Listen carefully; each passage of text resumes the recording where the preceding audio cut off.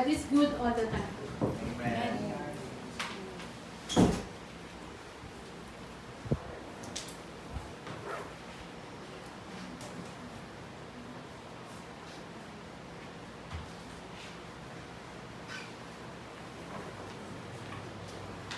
Alam niyo po, nag-reveal po sa akin kanina yung the power of praise songs, the power of worship songs. Nagre-remind po sa akin si King Saul nung time na nababagabag yung kanyang kalooban at tinawag niya si David upang siya ay tugtugan. At ang tugtog na yon ang siyang nag-alis sa mga kabigatan ng kanyang puso. Dahil ang tugtog na yon ay para sa ating Panginoon. Ang praises na ginawa ni David ay walang iba kundi ang purihan at awitan ng ating Panginoon. So that is the power of praise song and worship song. And I believe nangungusap ang Holy Spirit ngayon na every time you are down, bumabagabag man po sa inyong damdamin, that are all ini-inject ng kaaway. So, ang kailangan natin ay ang weapon ng praises and worship songs. Amen? Amen. Yun po yung nag-reveal sa akin kanina na kung kaya mong sumigaw ng kanta, gawin mo hanggang marilis ng Holy Spirit ang kabigatan na nasa dibdib mo. Amen? Amen. Manghawakan po natin yung salita ng Panginoon. Amen.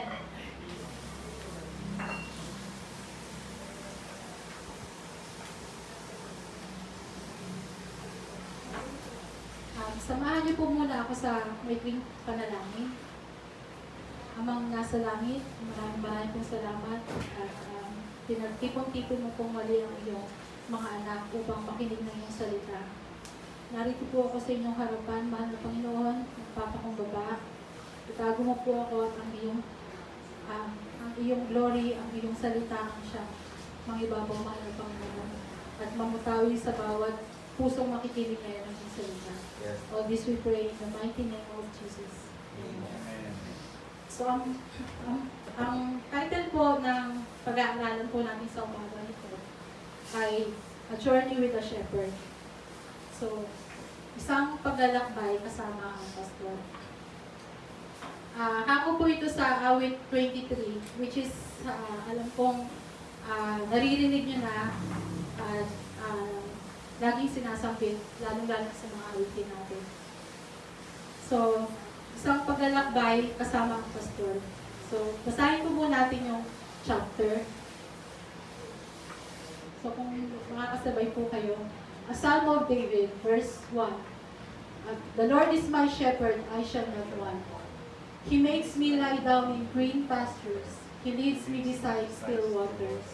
He restores my soul. He leads me in paths of righteousness for His name's sake. Even though I walk through the valley of the shadow of death, I will fear no evil, for you are with me. Your rod and your staff, they comfort me. You prepare a table before me in the presence of my enemies. You anoint my head with oil, my cup overflows. Verse 6, surely goodness and mercy shall follow me all the days of my life, and I shall dwell in the house of the Lord forever. So I remember po, siguro last May or June po yata, itinuro na rin po sa atin ni Pastor May itong chapter na to through virtual communication dun po sa online. Hindi pa po tayo pwedeng pumunta rito sa church. So naituro na po sa atin ni Pastor May po ito. And parang enhancement na lang po ito para lalo po natin makilala ang ating Panginoon sa ating buhay. Personally, kung sino po talaga siya. Amen? Amen. So, bigyan ko lang po kayo ng background dun sa awit 23.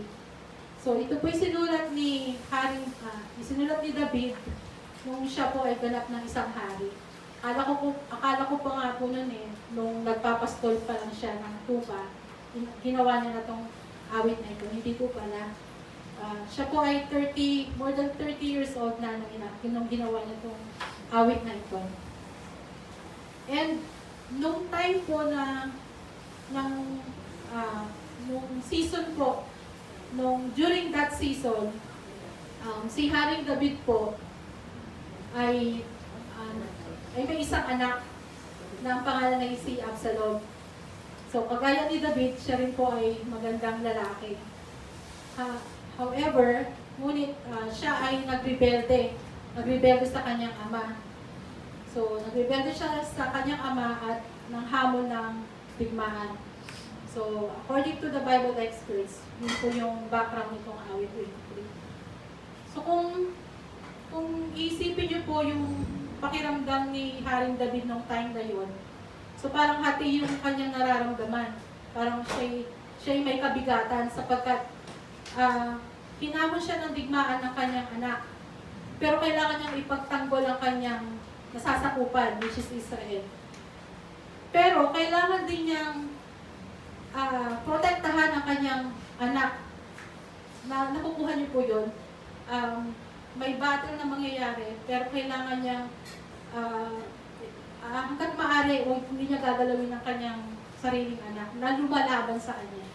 So yung state ng pakiramdam niya nung time na yun is may kabigatan. So I can also say,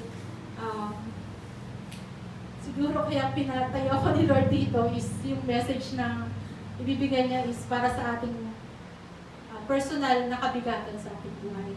So amen. So ganun po yung background ng awit 23. Actually po, life verse ko po ito in verse 1. Later na nalaman ko lang po na ganun po palang pangyari. Akala ko smooth sailing. Kumbaga, ang ganda ng mga verses eh.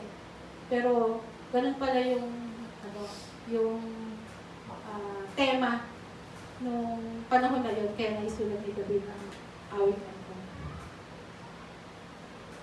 So, hinati ko po yung chapter, bali 6 verses po siya. So, hinati ko po siya ng 4 na segment. So, yung una, yung verse 1, yung pangalawa po is verse 2 and 3, tapos yung pangatlo, yung 4 and 5, at pang-apat po is yung verse, yung verse 6. So, start na po tayo sa verse 1. Ito po. Kagaya po na sinabi ko kanina, imagine niyo po na si David bilang isang king that was more than 30 years old. And then remembering his past, naalala niya yung kanyang pagiging pastol, and that was 20 years ago. So, ang layo po ng ang layo po ng facing. Nararamdaman niya yung kabigatan sa kanyang buhay, pero naalala niya yung kanyang buhay nung siya ay isang pastol pa lamang. So, malamang ang age na doon is more than 15 or more than 17. So, yun po yung pinakilala sa atin sa Bible na inanoint siya ni Prophet Samuel. Yung po ba hinanap siya sa kanyang sa bahay ni Jesse at hinintay hanggang dumating ang kanyang bunsong anak na nagpapastol ng tupa. So, yun po yung unang pagkilala natin kay David. Hanggang sa makipagdigmaan siya kay Goliath, tapos hinahabol na siya ni King Saul. So, marami na po yung mga facing. Pero naalala pa rin niya yung buhay niya nung siya ay isang pastol pa lamang. That actually reminds me of going back to your past. Kumbaga, ikaw bilang hari, nasa iyo na lahat ng possession, nasa iyo na lahat ng kapangyarihan, and yet, naalala mo pa rin yung pagiging pastol mo. And during that time, yung pagiging pastol is napakababang uri ng hanap buhay. And that reminds me of being humble. So, in anything that you achieve in your life, always remind that you are once a sheep na dapat maging humble ka lang, magpakumbaba ka. Even though nasa pinakamababa kang sitwasyon ngayon or nasa kalagitnaan or nasa taas, hindi magbabago. Always remind ourselves that we are once compared to a sheep, which is being one of the character of a sheep is that God would like us to have is yung pagiging humbleness. So, amen? Amen. Medyo mabilis po ba ako? Pasensya na po. So, yun po yung nagre-rema sa akin nung naalala ni David ang kanyang buhay, although marami na siyang pwedeng gawin sa buhay niya nung king na siya, and yet, yan pa rin niya yung buhay niya. Naalala pa rin niya nung nagpapastol siya ng tupa, na inaalagaan niya ang mga tupa, pinapakain. Yun po ang naramdaman ni David nung time na yun sa ating Panginoon. Kaya niya na nagawa yung sulat na ito. At yung nga pong verse 1, naalala niyo po yung tinuro sa atin ni Pastor Meng nung first Sunday, last 2 Sundays ago, yung tungkol sa mga covenant names ng ating Panginoon. So, nung Old Testament, puro covenant names. Kumbaga, ang binigay, ang mga katawagan natin sa Diyos ay hindi talaga niya tunay na pangalan. Kumbaga, ang ibinigay lang na pangalan ni God kila Abraham, kila Isaac, kila Jacob is parang covenant names. Yung El Shaddai, yun po is, yung El doon is yung Panginoon. Tapos Shaddai is Almighty or Adonai. Kailangan pong i-distinguish natin yung pangalan na yun kasi nung time rin na yun, marami pong mga pagano ang gumagamit din ng salitang El. So, yun kailangan makilala natin kung sino talaga yung ating Panginoon. So, ang ginamit nila is yung word na yun. Tapos yung I am who I am na inireveal naman kay Moses, di po ba? At meron din po, sa akin po pagkakatanda, sabi rin po ni Pastor Meng yung katuruan na tetragrammaton, na yun pong walang vowel. Yun po yung nagmula yung salitang Yahweh. Yun po, doon po na yung Yahweh. At ginamit din po ito nung tinuro sa atin na Yahweh Yireh, di po ba? Yung the God will provides. So ganito rin po ginamit po ni David ang salitang the Lord sa awit na ito, which is Yahweh. So si Yahweh, ang ating Panginoon, yun yung ginamit niya. And yet, makita po natin yung word na my.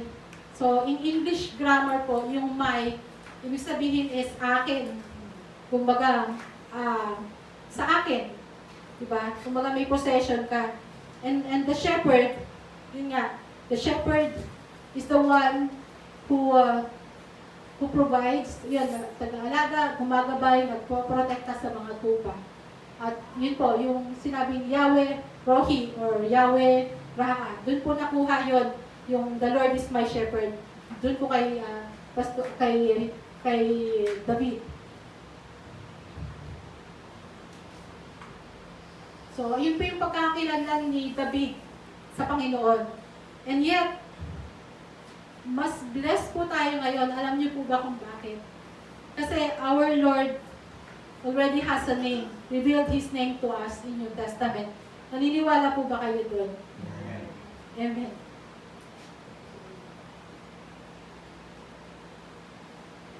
So, Jesus introduced Himself to us in John 10, verse 11 and 14. Ang sabi po, verse 11, I am the good shepherd. The good shepherd lays down his life for the sheep. I am the good shepherd. I know my sheep and my sheep knows me. So, naniniwala po ba kayo na ang ating Panginoong Jesus ay ating ding pastol? Amen. So, nung Old Testament, puro covenant names.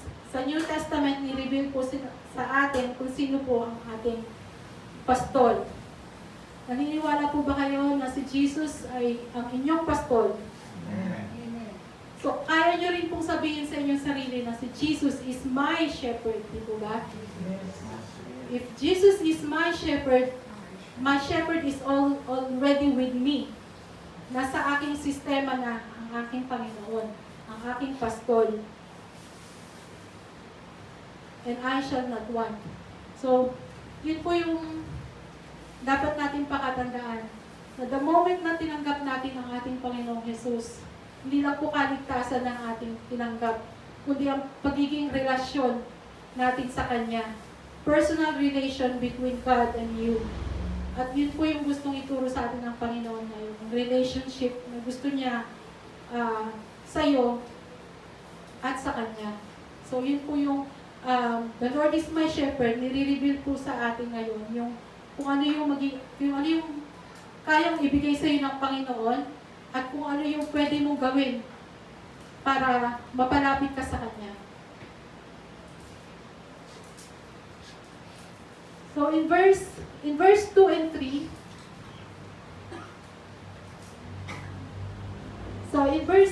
ang sabi, He makes me lie down in green pastures.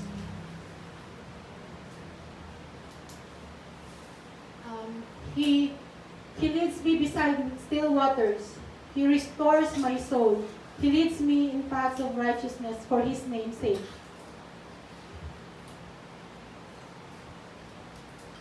So, in this second segment, ito po yung nire-reveal sa akin ng Panginoon. Jesus, my shepherd, gives direction. Napansin niyo po yung ginamit na pronoun, the word he. So, he pertains to the shepherd himself. So, siya yung gumagawa, siya yung gumagawang humimlay sa lutiang pastulan at still waters. He restores my soul, He leads me. Puro he po yung makikita natin dyan, which means he is pertaining to the shepherd. So, the shepherd is directing him to something. So, una po, ang sabi po sa second verse, He makes me lie down in green pastures. Naalala ko po nung nag-a-apply ako sa call center. Ito po yung madalas na na sagot pag tinatanong, why are you applying for a call center agent? Sabi na naman. So, ewan ko kung ganun pa rin yung sagot ngayon. Kasi ang sabi namin, to have a greener pasture. Yun po yung sinasagot namin. Pag sinabi mong greener pasture, kasi di ba ang dollar kulay green? So, inisip namin, pag yun ang salita mo, pag yun ang sinagot mo, 1 point ka na.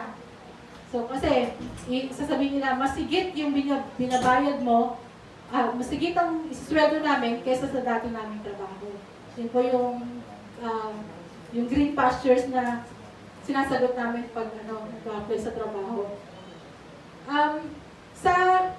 Sa katuruan po, or sa behavior po ng isang tupa, ang sabi sa old times, mapapahimlay mo lang ang tupa kung walang danger, kung walang langaw, or bugs, or may pagkain.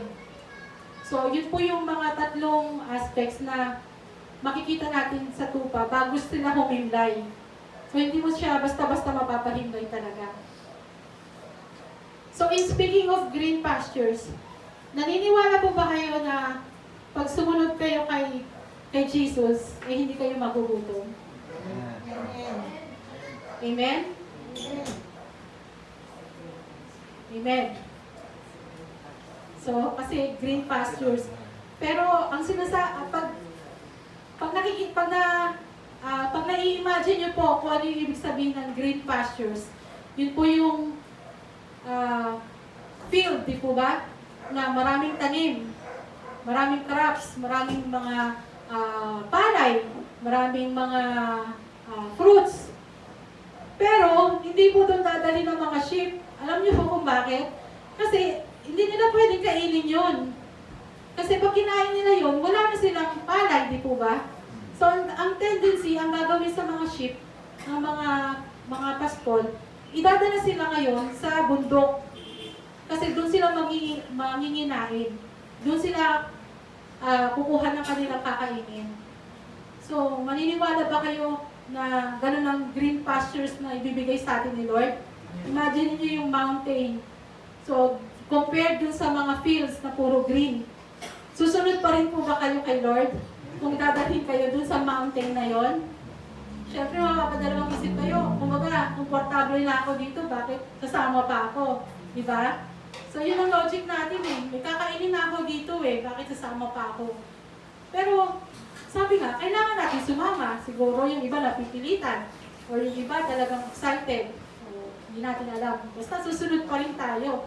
Kasi, yun ang ano natin eh. Yun ang, um, yun ang role natin, sumunod sa ating shepherd.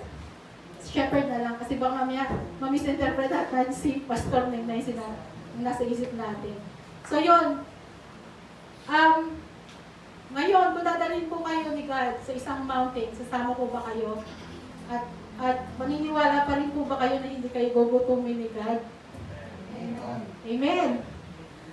Alam niyo po kung bakit? Kasi we are made up of body, soul, and spirit, di po ba? So, ginawa na ng Panginoon ng 5 days, ni God, ng 5 days ang mundo, bago niya nilalang ang tao. So, that means, He already prepared all the things that needed by man before He created it. And one thing na discover ko kasi, if we are made of body, hindi niya tayo gugutumin. Kasi kailangan nating ng strength. Kailangan nating mabuhay. Di po ba? Ito yung logic dun eh. Kailangan ng katawan natin ang pagkain para makatayo. Para magampanan natin yung gagawin natin. At yun po yun eh. Kaya panghawakan natin na hindi tayo pababayaan ni God. Kasi hindi na tayo hayaang manghina para magampanan natin yung ating tungkulin. Naalala ko pa po pala, yung title natin na A Journey with a Shepherd.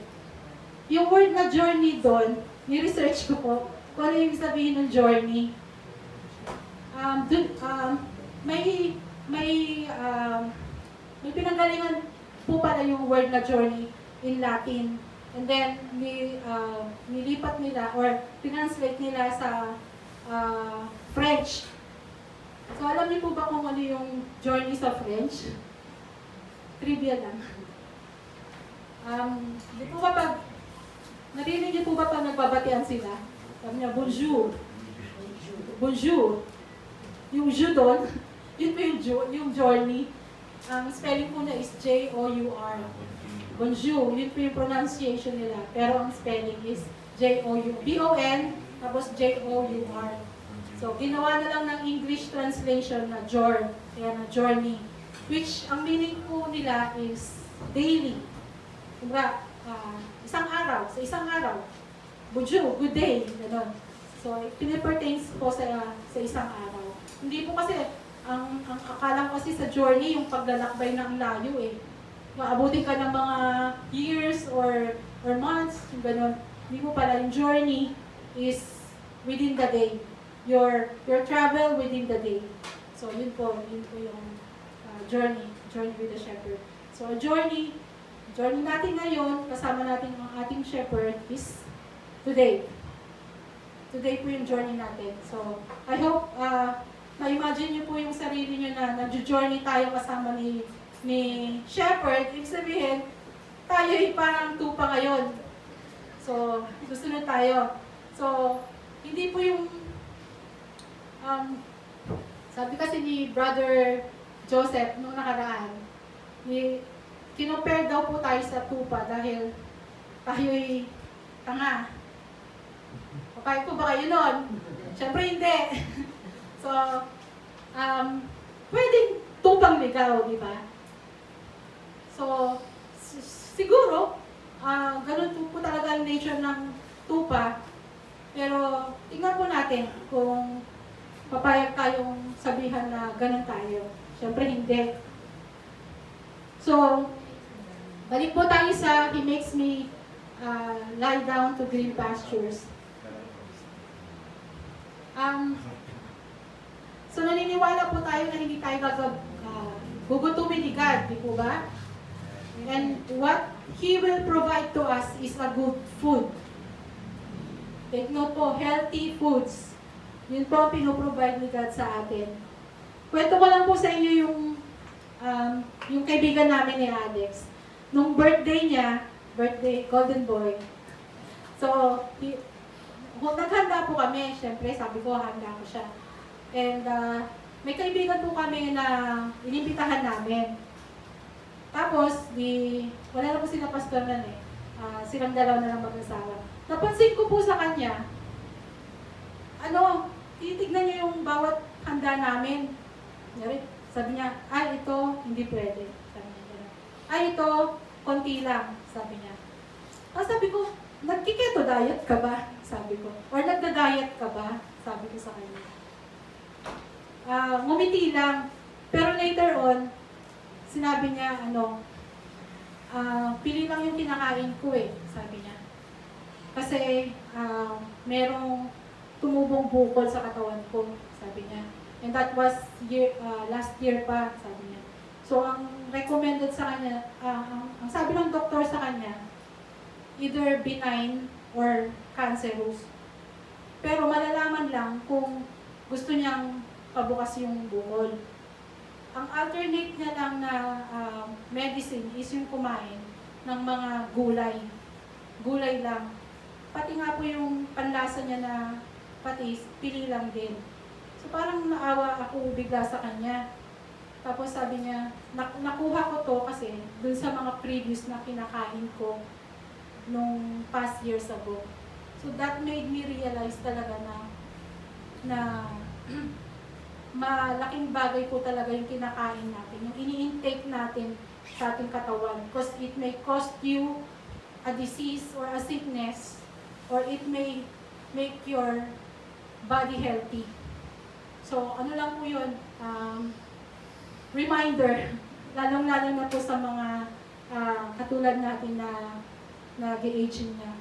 So, we have to be careful of what we are eating. So, yung mga siguro iniisip nyo, bakit wala kaming pagkain? Kumbaga, sabi ni God, hindi ako gugutumin, di ba? Bakit hindi ako kumakain ng ganito kasarap? Hindi ako kumakain ng karne. Baka naman, kapatid, may history kayo ng high blood. Kaya hindi inaalaw ni God sa'yo na kumain ka ng ganon. Or bakit gusto kong kumain ng cake? Wala akong pambili ng cake. Yun pala, nilalayo ka lang sa diabetes. Yun. So, ano lang po yun, reminder lang. So, God will really never let us hunger. So, malay po natin, nandyan lang sa paligid ang binibigay ni God sa atin. So, makikita ng mga puno, mga malunggay. Di po ba? So, naalala ko rin po si Sister Annie. Kung kilala niyo po si Sister Annie, yung kaibigan natin na pupunta rito noon. Ang kwento po niya noon, may terminal leukemia na siya. So, kinukwento ko to, kasi kwento niya rin sa akin, sinishare niya. Sabi niya, sinoli na daw po siya ng asawa niya sa nanay niya. So, ang alam niya, mamamatay na siya. So, andun na lang siya sa probinsya nila. So, ang ginagawa niya, everyday, may doon, yung kapilya. Pupunta siya doon, since mahirap naman po sila, ang kinakain lang daw po niya is yung talbos ng kamote. Alam niyo po yung terminal cancer na yun, nawala dahil sa kain niya ng talbos ng kamote araw-araw. So, yun. Baga yung provision ni God is nandyan lang. We have to be thankful. At in fact, tinuruan nga tayo ni Jesus ng dasal, di ba? Yung our daily bread. Sabi niya, give us this day our daily bread. Doon ko lang po na-realize na napakahalaga rin po yung prayer na binigay ni Jesus. Kasi siya yung nagturo, siya rin po yung magbibigay. So, it's in our heart on how we ask God of what we need. So yun, huwag po tayong magtatago or mahiya kay God. Kasi alam niya kung ano yung kailangan mo eh. Alam niya na kung ano yung ikabubuti mo. So, let's make a conversation. Kung ano yung gusto mong sabihin mo sa Kanya. Total, alam naman na niya yun bago mo sabihin. So, amen? Amen. So, kung hindi ka pa po convincing dun sa sinasabi ko, natatandaan niyo po yung nilabas ni God ang mga Israelita sa Egypt.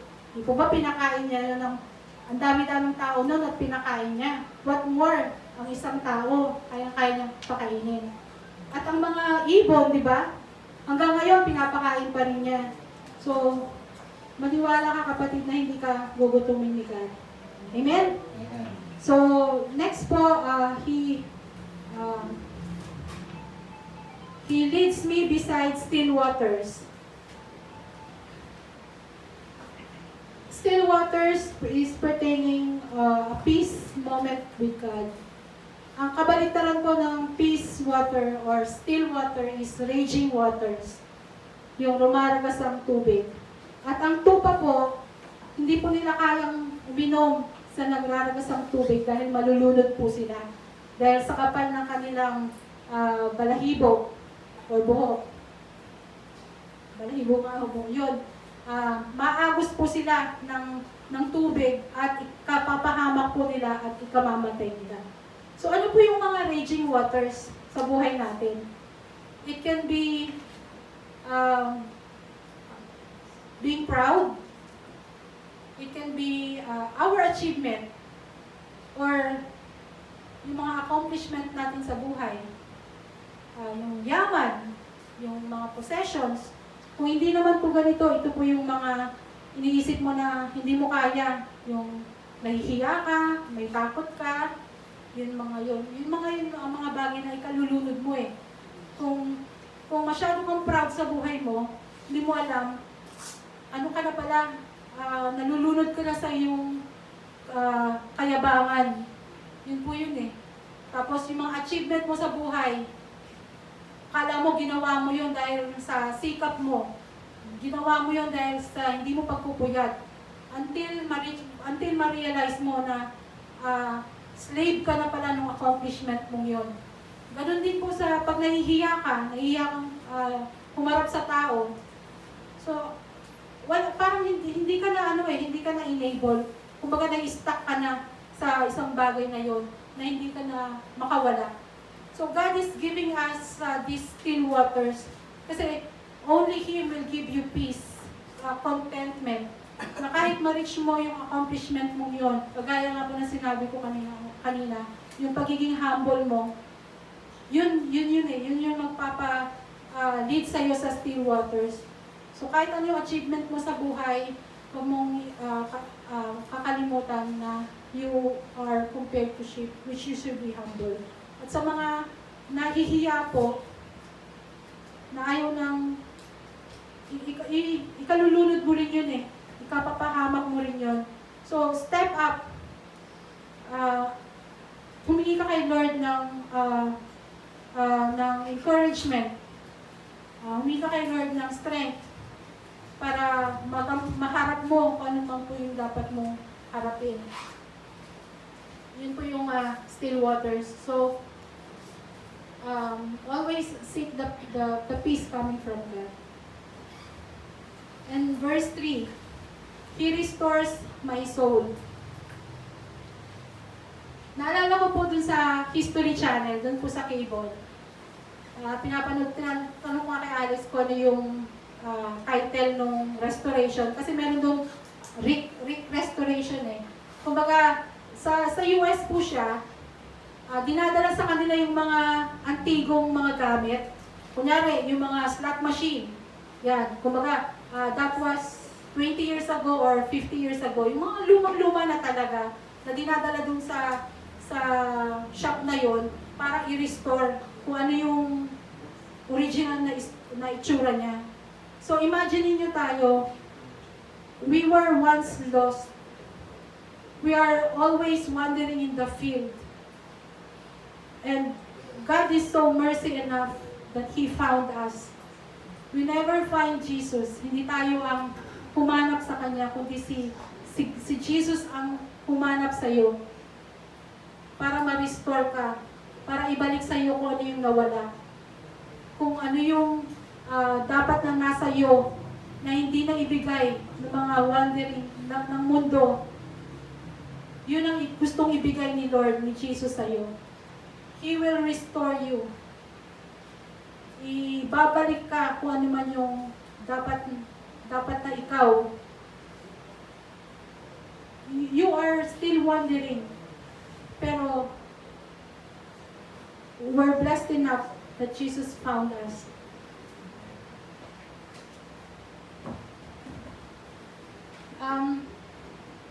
Alam po natin na we are not here only as being found. We are here also to seek the lost sheep. And gagamitin po tayo ni God para hanapin yung mga nawawalang tupa. At we will gonna represent Jesus. And it is God's glory kung nahanap siya ni God sa pamamagitan natin. So never go tired of sending biblical messages kasi hindi natin alam, meron na palang isang magpapakamatay na nakabasa ng verse mo at ni-restore ni God, sinave ni God. So, kung gagamitin ng media, yung Facebook po ninyo, I encourage you, never stop sending biblical verses. Kasi it is also our way of reaching the lost sheep of God. Amen? So, we were once lost, we were found, and we will be an instrument to search the lost sheep of God. And all glory to Him. Hindi po natin dapat ipagyabang yun kasi dapat lahat kay God. So, He restores my soul. Tapos na po yung tayo doon.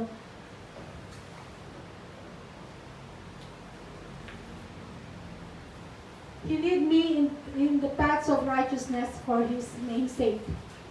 So, ganito po yung itsura ng, ang itsura po ng, sino na po sa inyo ang nakaakyat ng bundok? Yung nagmamountain eh, si Calzino, na nasubukan nyo na po, or nasubukan nyo na pong umakyat kahit konting, konting akyat lang sa bundok. Sa Nahayang Pilipino, di po ba? May bundok na. So, ako naranasan ko na po minsan. Ang gusto ko lang po kasi, malaman kung ano yung nararamdaman nila, kung bakit sila umakyat ng bundok. Yun lang po yung gusto kong ma-experience. Kasi ang dami ko pong mga kasama dati sa trabaho ko. Lagi silang umakyat ng bundok. So, ang dami bundok. Meron pa kayong bundok sa Romblon, yung giting-giting, na maraming lakarin yun.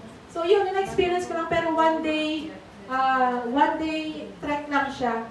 So, di ba, Vic, pag umakyat ka ng bundok, syempre may guide. Tapos, meron kang dadaanan doon na ano lang talaga, na pathway. Hindi ka basta-basta dadaan kung saan mo gusto. So, ang dadaanan mo lang is yung dadaanan ng guide, at susunod ka lang, at ang dadaanan nyo is, parang ano lang, yung malinis lang na daan. Di po ba maraming damo siya? So, lilinisan lang nila yun, at yun lang yung dapat mong susundan. So, ganun po. May times na, di ba, may times na dun ka sa gilid talaga ng bundok dadaan na halos bangin na siya. So, may times naman na aakyat ka. Pero ang ano doon, kailangan sumunod ka dun sa pathway kung di maliligaw ka. So, ganun po yun. And ang mga sheep, ganun din po yung nilalakad nila. Meron silang pathway. Mauuna si shepherd at susunod ang mga sheep. Ang mga pathway doon, minsan, pare-pareho. So, kung nahuhuli ka, may tendency na maliligaw ka. Kasi akala mo, ito na yung dinaanan nila. So, yun po yung mga activities or yung dinadaanan ng mga sheep whenever they climb up in the mountain. Yung mountain po, nagsisignify din po yun sa atin ng makamundo. So, minsan, kaya mapapansin mo po, minsan nasa right track kayo, di ba? Baga, alive na alive ka kay Lord, napaka-bless mo, and then one time, parang, oops, naligaw ka. Parang ganun yun eh. Naligaw ka siguro, sabi mo, ito, kailangan, ito yung gagawin ko. But sarili mong, ano yun, sarili mong decision yun. Kung susunod ka lang sa direksyon na binibigay sa'yo ni God, hindi ka maliligaw. So mostly, yung mga self-decision natin, ang kinapapahamak din natin. Mostly. So, yung mga hindi tayo naghihintay kung sinagot na pa tayo ni Lord at gagawa na tayo ng sarili nating paraan. Diba? Or, ito po nangyari po sa akin to na syempre, nanay, number 1 sa atin yung mga budget, di po ba? So, pag nakikita na natin wala na tayong budget, meron na tayong plan B. Pero nag-ask tayo kay Lord, humingi tayo ng provision. Pero napangunahan natin siya. So, parang sarili mo na yun, hindi mo na hinintay kung ano yung sagot ni Lord na malay mo, ibibigay na, naudlot pa. So, yun yung mga bagay na talagang challenging sa atin eh. Na ang hirap talagang mag-wait kay Lord. Pero, it's worth it pag na-answered yung prayer mo. Share ko lang po yung ulit na nangyari sa akin. Hindi po ba nung March, na-stop na lahat ng trabaho natin or trabaho namin. So, pinauwi na kami. So, that was March. And then, waiting lang kami kung ano na mangyayari. And then, sabi ng company namin, ibibigay namin yung computer sa inyo. Mag-work from home na po kayo. Sabi namin. Syempre, kami ni Alex, masaya na. Kasi hindi na kami pumunta sa market. So, waiting, wala.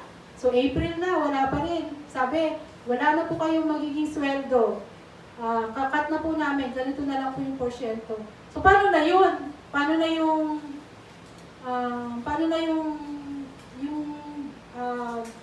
number 1 needs nung panahon na yun, which is pagkain, di po ba? So, yun. Pray ako kay Lord.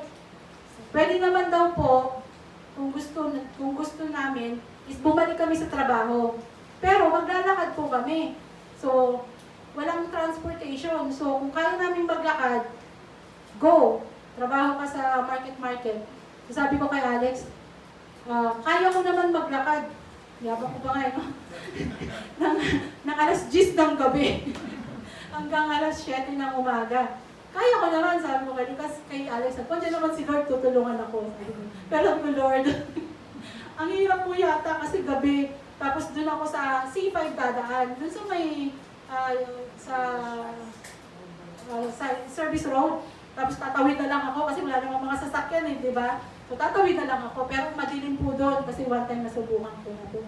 Sabi ko, Lord, alam ko naman di mo ako pababayaan Pero Lord, sabi ko gano'n, pag hindi ko kakayanin pag meron akong monthly period, sabi ko sa kanya, talagang hindi ko daw makapasok, magpapass out ako.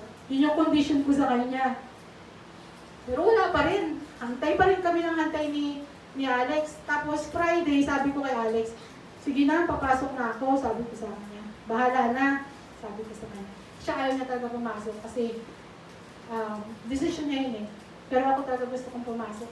Pero alam niyo po, nung nag-grocery kami ni Alex, Sabado yun, sabi sa akin, Ma'am, pupunta po kami sa bahay niyo ngayon. Bibigyan na namin yung computer niyo. Sabi ko, Lord, ang bait-bait mo talaga. Sabi ko, nagbabargain ako sa'yo. Pero answered prayer, kinabukasan, hindi mo na hinintay yung Monday. Kasi Monday na ako papasok Sabado pa lang, sabi niya, ibibigay na yung computer. So, talagang praise God, sabi ko gano'n. Talagang ang tigas lang ng ulo ko dami ko lang alternative. Pero ibibigay talaga niya in the right time. So, amen po talaga. So, yun po, paths of righteousness. Alam po natin kung paano malaman ang paths of righteousness. Di po ba? So, sa pamamagitan po ng Bible, yun lang po ang makakapag reveal sa atin at through prayers kung ano po talaga ang right path na gusto ni God na tahakin natin. So, yun, sabi nga ni Brother Joseph, diba, yung perspective, Yung kailangan natin malaman yung pananaw ng ating Panginoon sa ating kapwa, sa mga pangyayari at sa ating sarili. Yun po, perspective, yung pananaw, baguhin na po natin yung ating pananaw. Kasi yun po ang gustong ibigay sa atin ni God. Yung verse 6, yun po yung naghihintay sa atin. So, yun po yung verse 2. For yung segment 1, okay na po. Yung segment 2, okay na po tayo doon. Jesus, which is my shepherd, who directs me. So ito po yung siya po yung nagda-direct sa atin sa tamang pamumuhay ng pagiging Kristiyano. So, in verse 4 and 5, sabi dito, even though I walk through the valley of the shadow of death, I will fear no evil, for you are with me. Your rod and your staff, they comfort me. You prepare a table before me in the presence of my enemies. You anoint my head with oil. My cup overflows. Pansinin niyo po, yung 2 and 3, ginagamit niya is he, di po ba? He, which is pertaining to the sheep. Nabago po siya sa verse 3 and 4 and 5, which is I and you. So, yun na yung ginagamit niya, which is more personal na. So, kumbaga, deeper na yung pinapakitang relationship dito within the shepherd and the sheep. Within you and the shepherd. So, ito na yung deeper na pagkakaugnayan ng dalawa. Yung bonding nyo, yung dikit nyo, yun yung gustong iparana sa atin ng Panginoon kung gaano kalalim yung gusto niyang ipakilala sa atin. So, makikita rin po natin na sabi, I walk through the valley of the shadow of death. Evil. Enemies.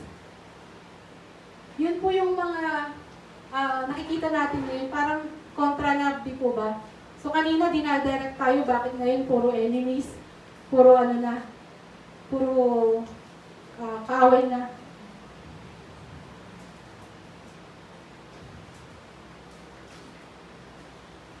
Nasusundan pa po niyo po ba? Amen.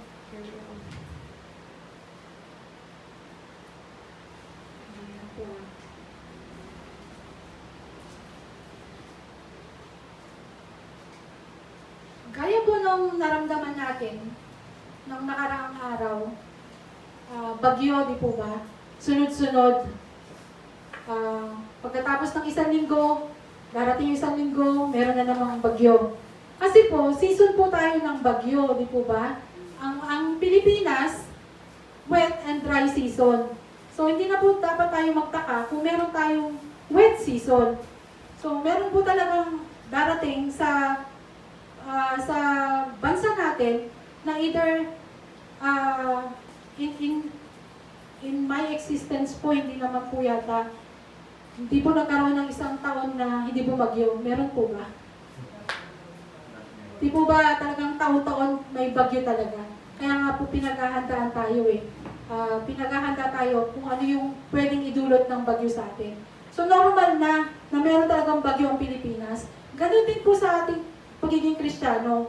No, normal din po na magkaroon din tayo ng bagyo sa ating buhay. Kasi yung bagyong yun, it may be a testing of faith. Yung i-level up ka ni Lord.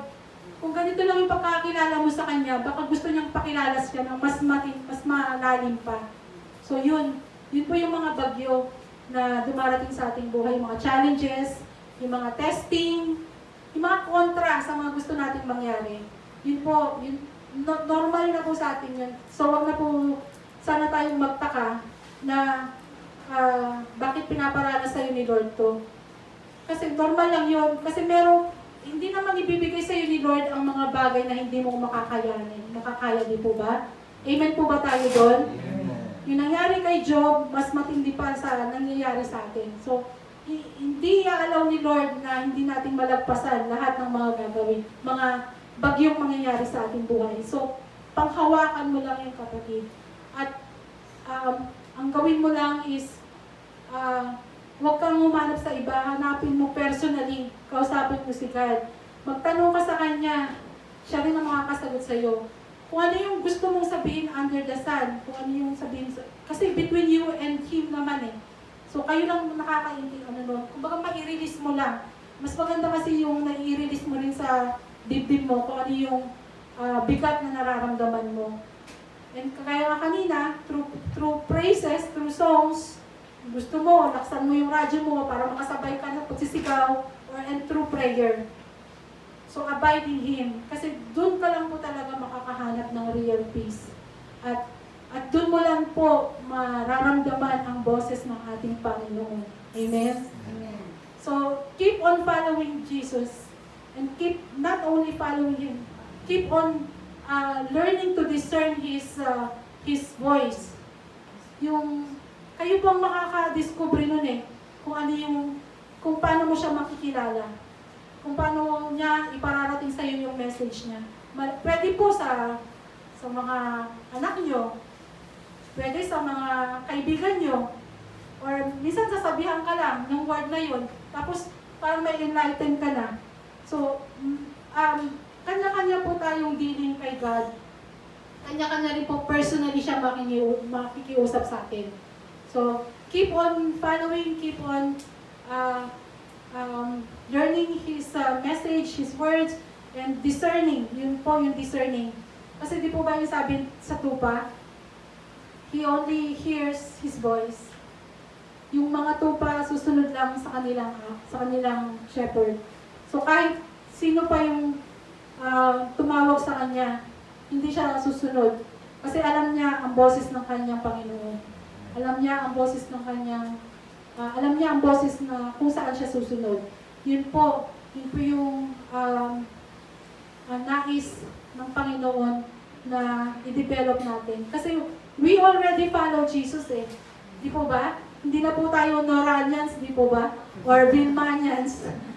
Tayo'y, hindi na to po tayo Aldab. Tayo'y Christian. So, tagasunod ng ating Panginoon. So, the moment na tinanggap natin si God, baka hindi mo lang po, hindi pa nagre-rema sa'yo. Follower ka na po ni Jesus Christ. So, sumusunod ka na po. So, alam ko po na sa ating Christian life, sumusunod na po tayo sa Kanya kasi ang dami nating testimony eh. Ang dami na natin sinasabi tungkol sa mga ginagawa niya sa atin eh. Yun nga lang po, naliligaw tayo. So, we have to choose the righteous path, His right path, and discerning His voice. So, yun po yung napaka-importante, yung discerning His voice. So, you prepare a table before me in the presence of my enemies. Ang tupa po, kahit nandyan yung pagkain, hindi po sila kakain hanggat pag may wild animals sila nakikita at pag may pagkain, hindi mo sila mapapakain eh. Kasi may danger. So, hindi sila kakain. Pero, pag narinig ng tupa ang boses ng kanyang shepherd, kahit ano pang gawin ng pagdi-display ng wild animals dyan, hindi niya napapansinin. Kakain na siya, kahit kengkoy pa or talaga yung wild animals sa kanya, hindi niya napapansinin yun kasi narinig niya na yung boses ng kanyang shepherd. So, one thing na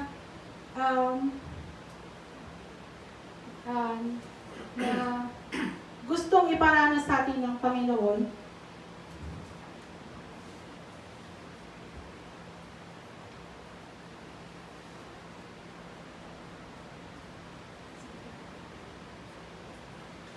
ito po.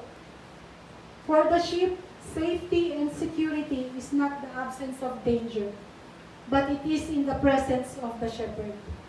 So kahit anuman pong mga balakid ang pinapakita ng mga kaaway sa atin, basta pag alam po natin na kasama natin ang ating Panginoon, kahit ano pong gawin nila, hindi tayo hindi tayo may stumble. Kasi alam natin na ang Panginoon natin ay mas malaki sa kanila. So, kahit anong gawin nila, basta alam mo na kasama mo ang iyong Panginoon, kasama mo si Jesus, assured ka na makakalakad ka dun sa path na yon, kasi hindi ka gagalawin. Kasama mo si Jesus, di po ba? So, kung kasama mo si Jesus na bahala sa kanila. Isang ganun lang nila yun, di ba? So, yun ang dapat nating ma-discern na sa ating bagyo, sa ating mga problema, minsan ayaw mo nang dumaan sa lugar na yon. Pero pag alam mo kasama mo ang Panginoong Jesus, kaya mong lakarin ang daan na yon, kasi si Jesus ang magkagabay sa iyo. So, amen? Amen po? Amen. Ito po, you anoint my head with oil. Sabi po dun sa resources ko, tatlong reason bakit ina-anoint ang sheep ng oil. Yung nilalagyan po sila ng langis sa ulo nila. Daily po yun na kailangan langisan ng kanilang ulo. Number 1, for bugs. Kasi po, ang paborito pong bahayan ng mga bugs o mga langaw ay yung kanilang ilong.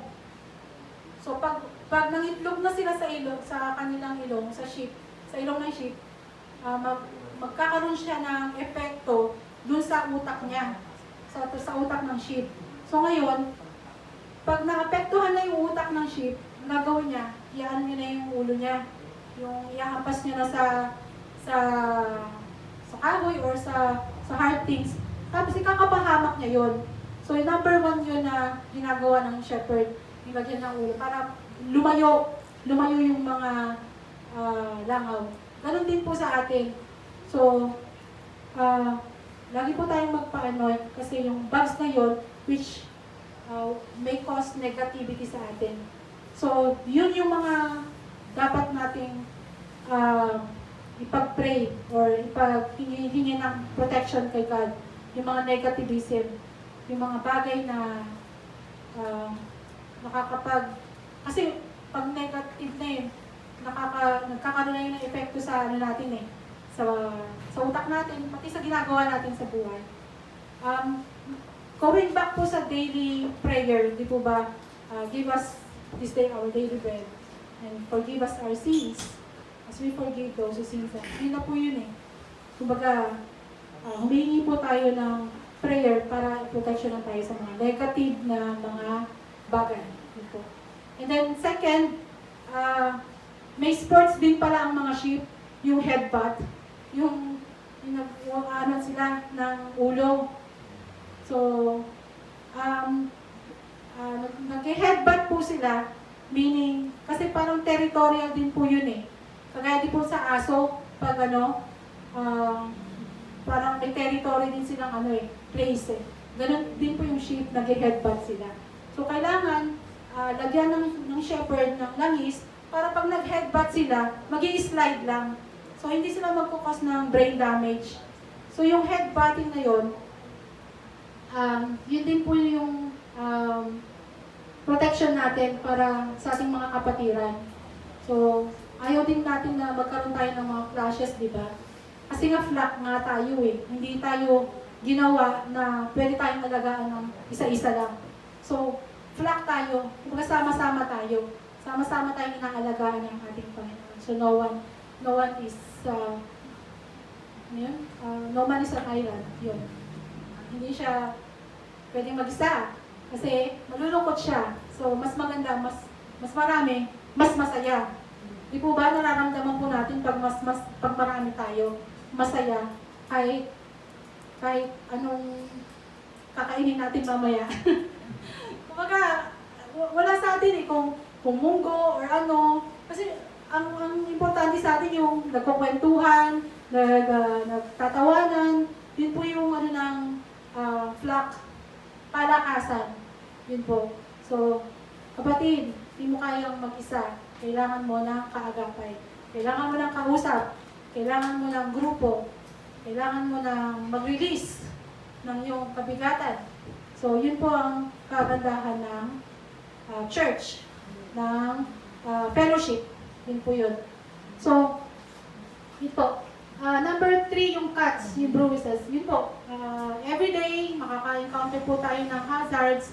So, protection din po. Ngayon sa COVID, dito ba? So, keep on praying na protection ang tayo. And I believe, sa 9 months na po natin na under COVID, naniniwala po ako na nangungusap ng Panginoon sa inyo kung sino po talaga siya. Amen? Amen. Amen. So personally po nangungusap sa atin ng Panginoon ever since na dumating na yung COVID. Mas marami ang pinapakita, mas marami ang ibig ipaunawa sa atin ng Panginoon na mas marami siyang gagawin kaysa sa COVID. COVID nag-iisa lang eh. Si Lord, marami na siyang mga provisions, marami na siyang healing, marami na siyang protection na pinapakita sa atin. Kaya, alam ko po, ano lang to enhancement or refresher lang kasi nararamdaman na po natin ang Panginoon since matagal na. Amen? Amen. Ang kaigihan lang po is alam na natin kung sino yung sinusundan natin, which is Jesus. Amen. So, yun po yung you anoint my head with oil.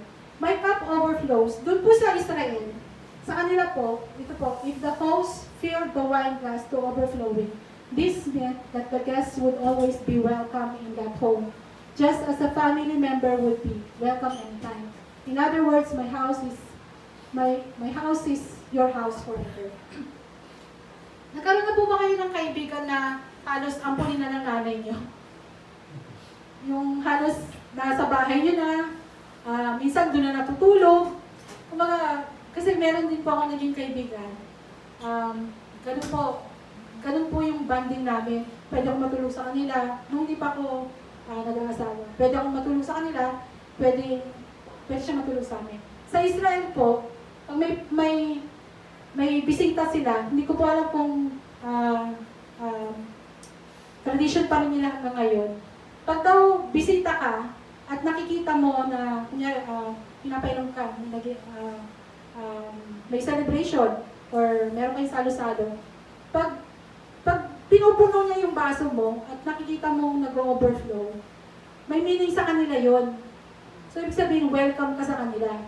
So, pag hindi nag-overflow, ibig sabihin, huwag ka na muli. Di ba? Basta ganun po yung tradition nila. So, pag nakita mo nag-overflow, ibig sabihin, welcome na welcome po sa bahay nila. Ganun din po tayo kay Lord. Ang cup natin lagi nag-overflow kasi lagi po tayo welcome sa Kanya. So, amen? So, yun po. Kaya, pero huwag na niyo pong gawin sa natural na kasi baka magalit yung bibigyan niyo ng tubig or something. So, ganun lang po yun. Yung cup overflows. Welcome na welcome po tayo kay Lord. Any time of the day, anywhere you are, 24/7, welcome na welcome po tayo kay Lord. Kaya, huwag niyo na pong itago yung sarili niyo kay Lord kasi kahit nakatago kayo, kilala. Kaya yun, maging open lang po tayo kay Lord tsaka yung discerning heart. Kung paano niyo siya makikilala, at saka paano siya mangungusap sa inyo. Yun po yung gusto niya, yung shepherd, the Lord is my shepherd, yun po yung gusto niya. Yung naririnig din po natin ang boses niya, hindi lang yung nag-direct siya. Amen? Amen. So, sa first segment, Jesus is my shepherd. Amen? Aking shepherd, aking pastol. Personal ko siyang pastol. And then the second segment, Jesus is my shepherd who directs me. And the third, Jesus is my friend. Kaibigan mo na who protects you. And this time, yung huli po, Jesus is my host who provides. Ito po, surely goodness and mercy shall follow me all the days of my life. and I will dwell in the house of the Lord forever. So surely means with assurance and confidence. Yung Jesus' goodness and mercy will be with us all the days of our life.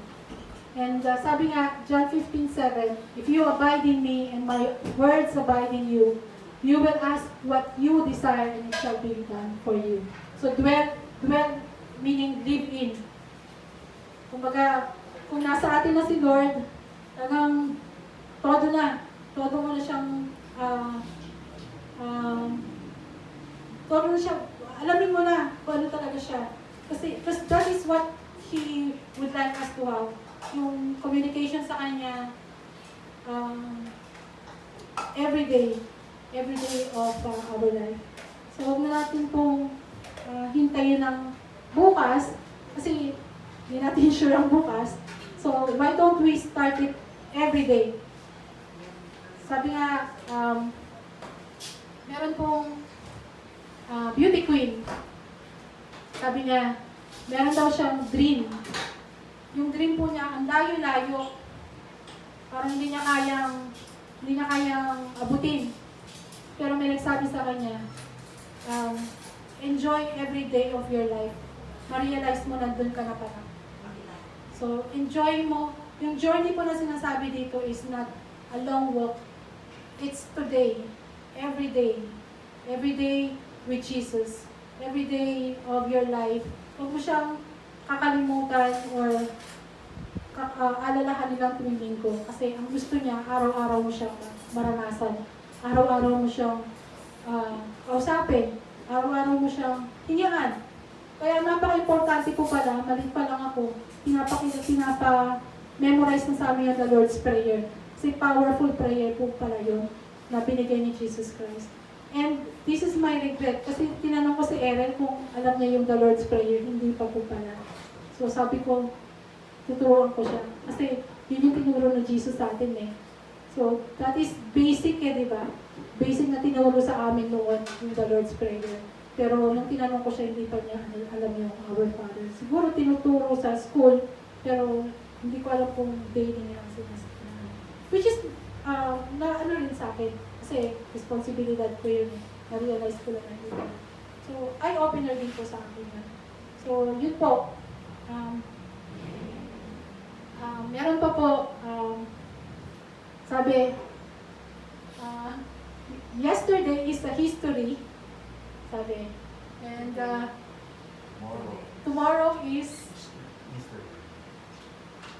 yesterday is a history. Tomorrow is mystery. Tomorrow is mystery. Ano? Tomorrow is a mystery.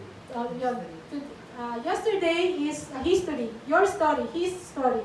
Tomorrow is a mystery. Kasi hindi po natin alam what will gonna happen tomorrow. Today is a gift. That's why they call it present. Ano po? Oh. Yes. Hindi. Yun lang po. So, yun lang po yung message. Praise God. Kasi every time na nagpa-practice po ako, nag-rattle po ako eh. Si Aaron ang audience ko.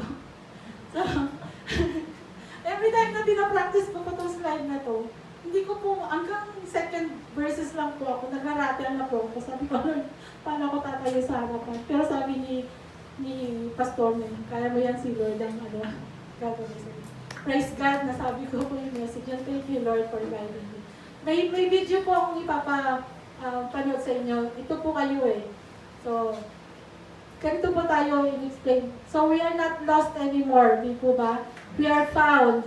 And we have a Father, we have a shepherd which we follows.